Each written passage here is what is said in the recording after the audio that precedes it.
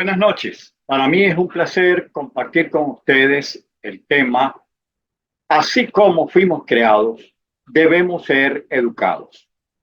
El currículo transformador para el desempeño competente en el siglo XXI con base en competencias. Su servidor, José R. Álvarez. Comenzamos. Queremos iniciar nuestra conversa con un análisis del comportamiento de la sociedad del siglo XXI a manera de unas pinceladas sobre cómo algunas cualidades que posee esta sociedad. Miren, el hombre de hoy se autodenomina y se siente como el centro del universo. Esto se llama antropocentrismo, es decir, el hombre es el centro del universo. También sostiene que la Tierra tiene más de 13.800 millones de años y que eso se debe a que en algún momento hubo una explosión de una célula y se fue expandiendo y fue dando lugar al universo que conocemos. De esa explosión y esa expansión fue surgiendo un proceso evolutivo que llevó de la materia inorgánica a una materia orgánica que fue evolucionando hasta convertirse en un animal, un renacuajo. Ese animal fue dando cambios, pasó por un mono hasta llegar al hombre o al ser humano como lo conocemos. Es decir, venimos del mundo. Existe un rechazo al orden de la modernidad. Ya no vivimos en un mundo moderno que tiene sus leyes, sus normas, tiene su proceso productivo y a la vez también tiene la esperanza de una vida futura de confort. La realidad para ellos es una construcción social, es un concepto de construcción social. El mejor ejemplo que yo tomo para eso es el caso de la identidad e ideología de género. Ya la persona no tiene marcado el género en su ADN, ni en su biología, ni en la parte biológica, es decir, casualmente los genitales masculinos o femeninos, sino que ahora lo determina la persona en un momento de su vida. Inclusive puede ser un niño joven, una persona mayor, y determina que es otra persona. Inclusive hay algunos que dicen que son gatos, perros o animales. No hay absolutos, todo es relativo, no hay esperanza futura. Por supuesto, no hay Dios, no hay, Jesucristo no vino al mundo a morir por nuestros pecados y no hay salvación ni vida eterna. Lo que existe es una sociedad de consumo, es decir, si no hay un futuro, bueno, vamos a disfrutar un hedonismo en el presente, haciendo énfasis en el cuidado del cuerpo, el cuidado físico. Sus maestros, principalmente la Internet y las redes sociales. Ahora, ¿cuáles son las características de la iglesia? La iglesia cristiana sostiene la creación por Dios en 6 días. La mayoría piensa que fue en 24 horas. Hay otros que no. Y que tal vez la existencia del hombre sobre la tierra y del universo, la creación, está entre 5.000 y 10.000 años. Es decir, mucho más joven que lo que dice la ciencia del Big Bang. La iglesia ha renunciado a la responsabilidad de enseñar la historia. Es decir, ya no enseñamos historia, tampoco enseñamos ciencia verdadera. Eso se lo dejamos a la educación secular, al mundo. Eso hace que haya una merma y una disminución de la influencia nuestra en la sociedad actual. A lo contrario, hay una penetración de la sociedad hacia lo interno de la iglesia y nosotros copiamos. Hay una merma en los esfuerzos evangelísticos. Una data dice que más de 2.200 millones de personas nunca no han escuchado hablar de Jesús. Esto es alarmante. La familia no tiene un devocional en casa porque cada quien tiene un horario distinto. Y cuando están en casa, muchos están pegados al celular, a los medios, ¿cómo se dice? A las redes sociales. Y entonces hay una desconexión en vez de una conexión y un conversatorio entre los miembros de la familia. Tampoco saben cómo defender su fe. asisten a la iglesia por compromiso, o perdón, asisten a la iglesia semanalmente, pero no tienen compromiso con las actividades de la misma. Pueden dejar en algún momento de asistir y no pasó nada. Han delegado la enseñanza de la fe en la iglesia y sobre todo en la escuela dominical. Ahora resulta que la escuela bíblica dominical no está preparando a la generación futura para hacer frente al secularismo. Todo lo contrario, el énfasis está en historias bíblicas, la memorización de textos y los hijos, por eso se van entre los 13 y 21 años. ¿Qué podemos decir ahora de los pastores y su formación? Lo que pasa es que en muchas oportunidades ellos no están rascando donde pica. Ese es un dicho que quiere decir que no dan en el problema, no resuelven el problema, su mensaje, no están edificando el cuerpo. Existe una disminuida práctica en la exégesis bíblica contextual de ambos mundos. Es decir, no logramos armonizar lo que es el problema de hoy, dificultades de hoy, lo que debo hacer hoy, con lo que dice la palabra de Dios en el Antiguo o en el Nuevo Testamento. Existe una creciente dependencia de la inteligencia artificial para que ella nos elabore sermones, nos elabore clases, nos elabore libros, folletos, bonitos, pero que no son producto de la iluminación, ni el estudio, el esfuerzo y la iluminación del Espíritu Santo. Existe un diluido esfuerzo en las áreas administrativas de los pastores y de los seminarios, donde lo más importante es el número, la parte cuantitativa. ¿Cuántos miembros tengo? ¿Cuántos alumnos tengo? ¿Cuántos egresados hay? En la escuela dominical, ¿cuál fue la nota de personas presentes? ¿Cuánto fue la ofrenda? ¿Cuáles son los ingresos, los ingresos de la organización? ¿Dónde estamos invirtiendo? ¿Cuál es el funcionamiento de las cosas? ¿A quién hay que pagar? ¿Por qué hay que pagar? Contratar. Pero estamos obviando la parte sustantiva, es decir, la edificación del cuerpo de Cristo. Hay una carencia de un sistema educativo integral y esto se explica porque las bases teóricas, estratégicas y metodológicas que proceden o son procedentes de teorías y pensadores ateos, humanistas y posmodernos. Revise su proceso educativo, revise la redacción de los objetivos, los tipos de objetivos y se va a dar cuenta que fueron creados por personas no cristianas como Benjamin Bloom, el mismo Finn, entre otros. Manzano también es uno que elabora taxonomía de los aprendizajes, es decir, el estándar o la norma como nosotros clasificar los procesos de aprendizaje. Falta de una formación bíblica sólida, integral y equitativa de la verdad. La métrica para el éxito de los seminarios y de los pastores es muy parecida a su esfuerzo administrativo. Es decir, la métrica es egresamos a tanto, asistieron tanto, graduaron tanto, tuvimos una audiencia de tanto, la ofrenda recogida tanto, los ingresos de la institución educativa son tanto, están mermando, no están mermando, hacemos comparativas con meses y años anteriores y de allí seguimos trabajando. Bueno, ese es el panorama. Ahora nos preguntamos, ¿cómo fuimos nosotros creados? Ese es el tema. La Biblia dice en Génesis 1, capítulo 1 al 3, que nosotros fuimos creados y dotados con 7 competencias. Estas 7 competencias definen a todo el ser humano, blanco, negro, amarillo, marrón, póngale el color que quiera. Hombre, mujer. La primera es la competencia física. Cuando Dios creó al hombre, dijo, hagamos al hombre nuestra imagen y semejanza. En el capítulo 2, 7, luego dice que lo formó del polvo de la tierra y sopló en él hálito de vida. Es decir, el hombre fue un ser andante. Es decir, tenemos un cuerpo físico.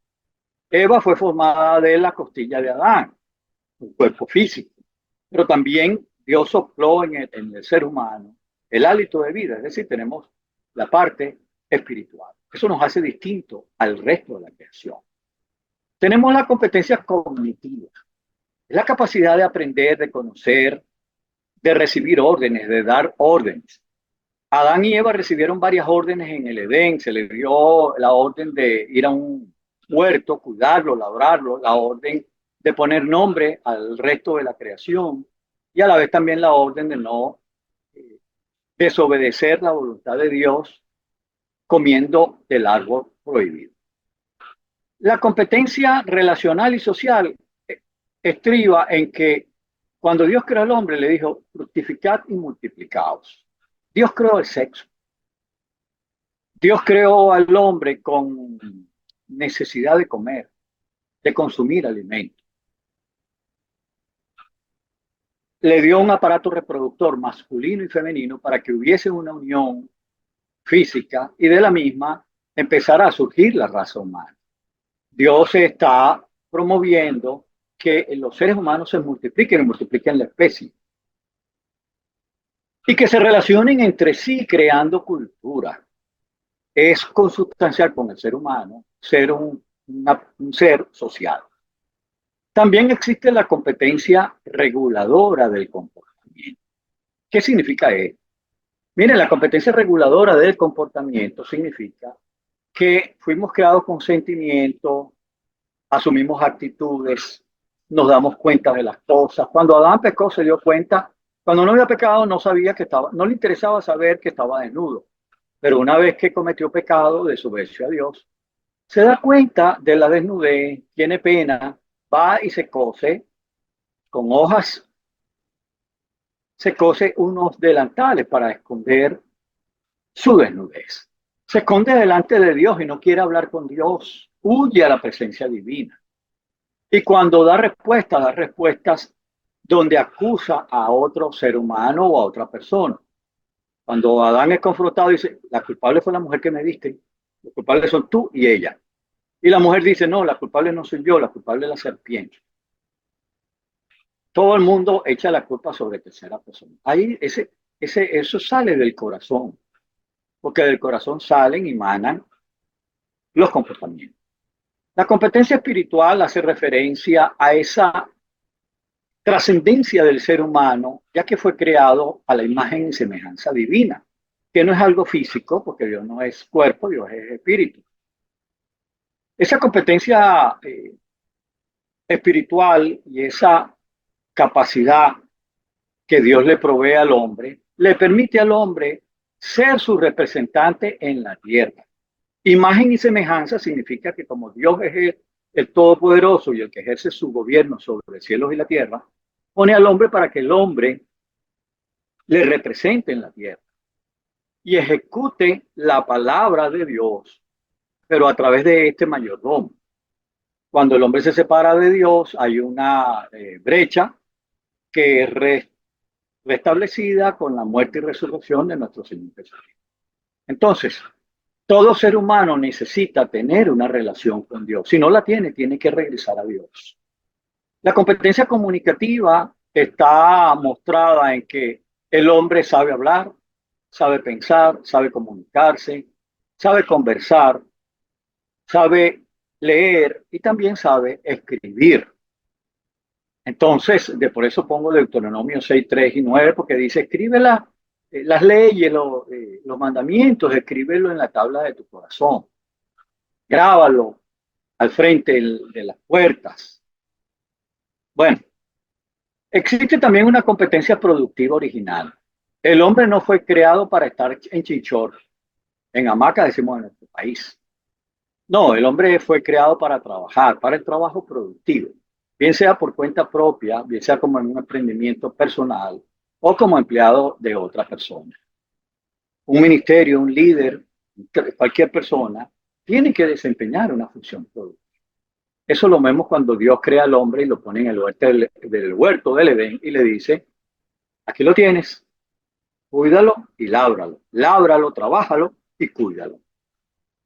Y puso a Adán como un buen agricultor, buen jardinero, que se encargara de ese huerto. Allí vimos que Dios nos creó con 7 competencias. Todos los seres humanos tenemos esas 7 competencias. Y si así como fuimos creados, debemos ser educados. ¿Qué decimos? Hay dos pasajes bíblicos que muestran cómo, o en el Antiguo Testamento, en el Nuevo Testamento, muestran cómo debe ser la educación.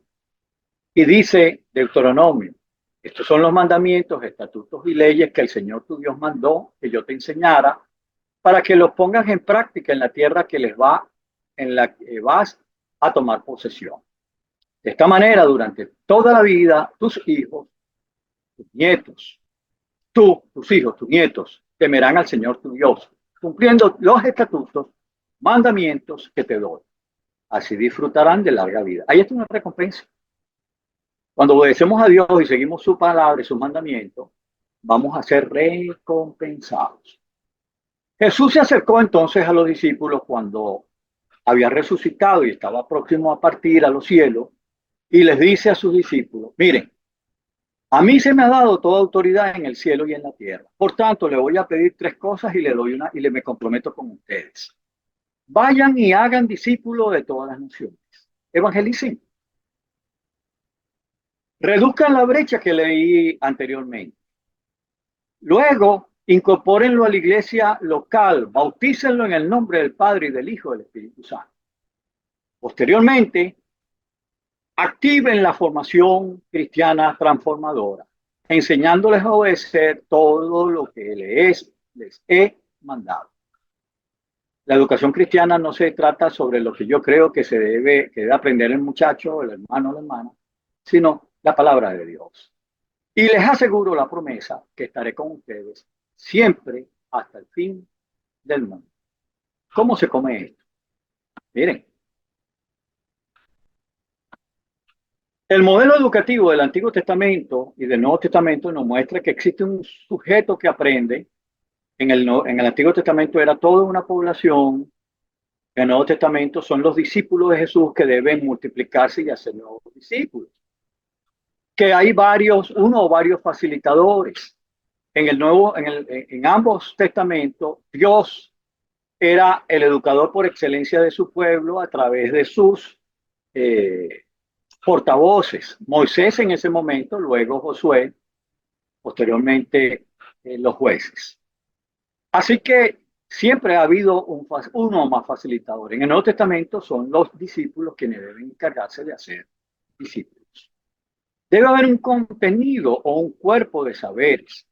Moisés les dio las leyes, historia en Génesis, las leyes en Éxodo, le dio leyes que tenían que ver con la higiene, con la seguridad, el respeto a los extranjeros. Bueno, un gran cuerpo de saberes.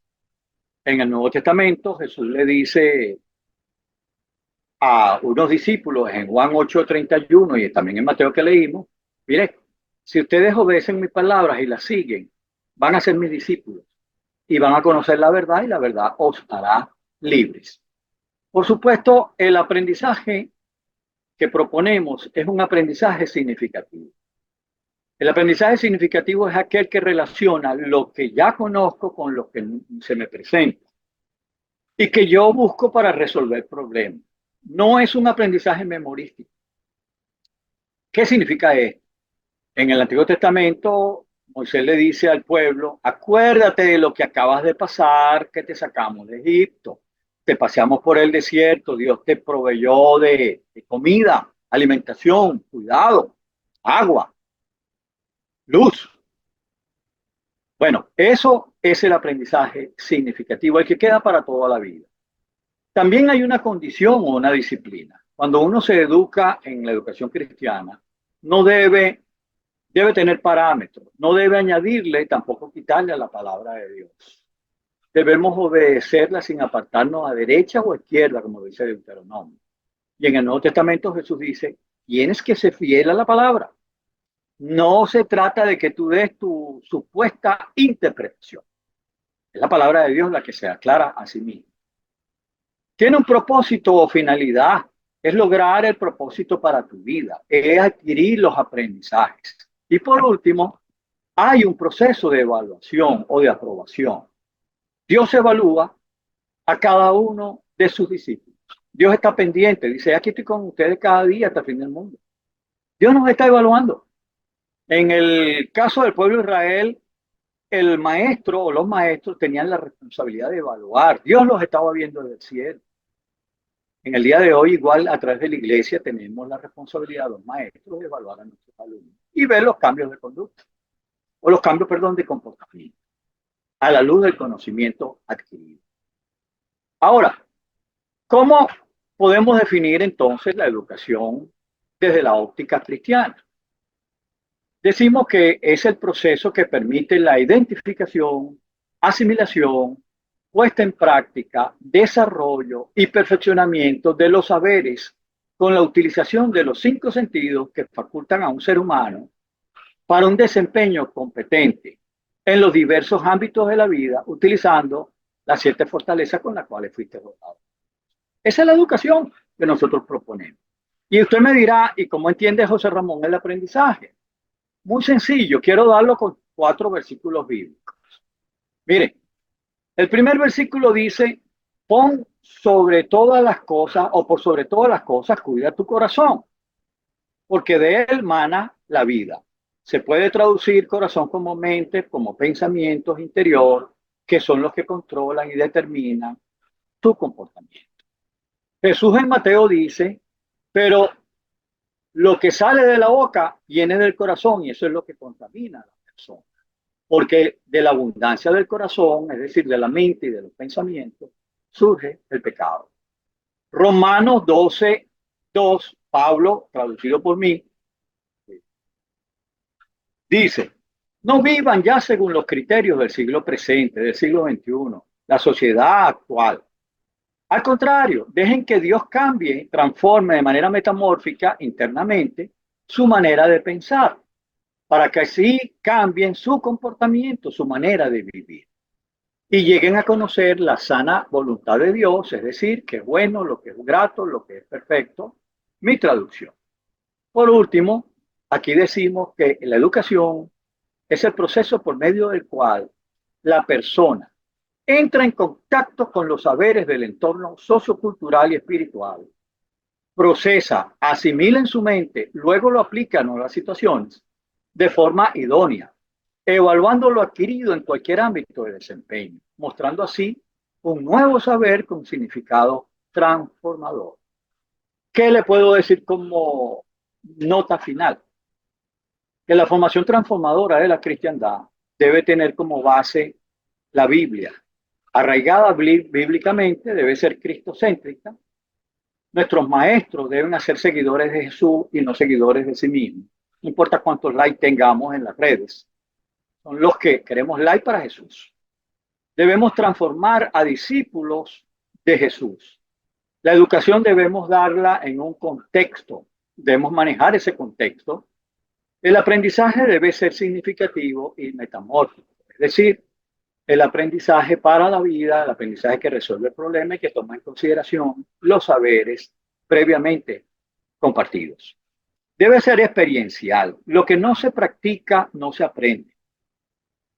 Y debe ser relacional. Es decir, se debe vincular con una necesidad. También debe ser reflexiva y crítica. Hay que autocuestionarse sobre lo que estamos enseñando o estamos aprendiendo. Debe tener una visión misionera, evangelística y transformadora, fomentando el liderazgo cristiano. Miren, Dios les bendiga. Un placer compartir estas reflexiones sobre el libro, así como fuimos creados, debemos ser educados. Les informo, acaba de subir y de publicarse el segundo tomo, dirigido a un desarrollo más profundo sobre los temas que quedaron abiertos en el libro 1. Que Dios les bendiga. Hasta una próxima oportunidad.